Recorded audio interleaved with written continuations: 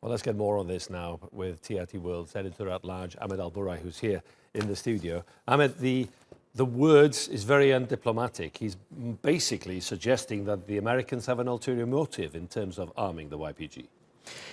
Well, you know that Ankara has been very outspoken when it comes to the YPG, telling their ally in Washington that we cannot accept you supplying them.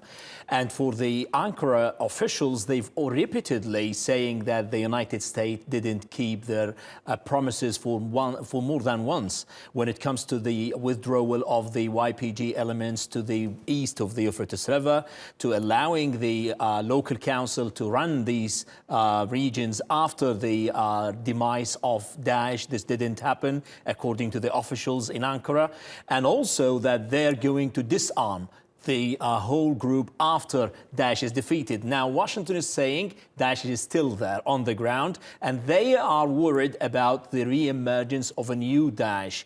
And that's what Ankara is telling them. If you trust your ally in the region, we had an experience with the elements of Daesh in the Euphrates River, and we are ready to help you cleanse this region from all the terrorist elements. It makes an already complicated picture in northern Syria even more complicated, especially if you have the Russians, the Turkish forces, some 2,000 American special operations east of that Manbij area.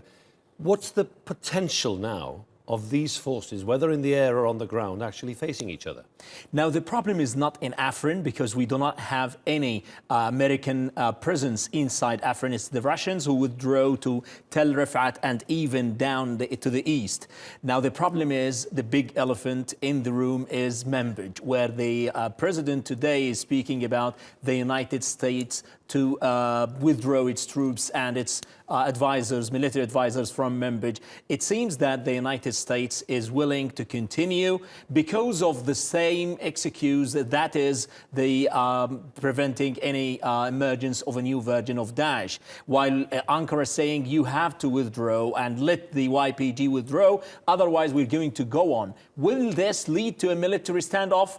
I don't think so. I think the United States will withdraw, but will put more conditions on Ankara to stop any further movement on the ground to the east of the Euphrates River. It's interesting, isn't it, that the government, for instance, the vice president, suggesting that Manbij is definitely going to happen, and this even though now we're 2-3 weeks into the Afrin operation. So the Afrin operation is ongoing, but they're already eyeing Manbij.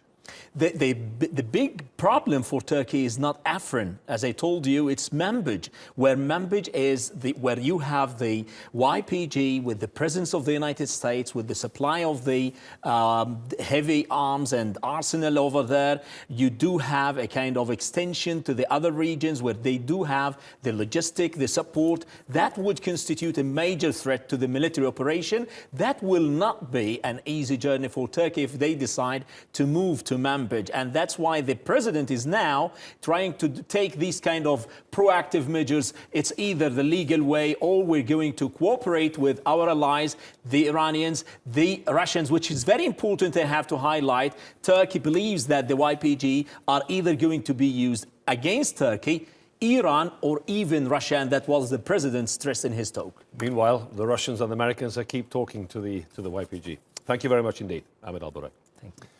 The former president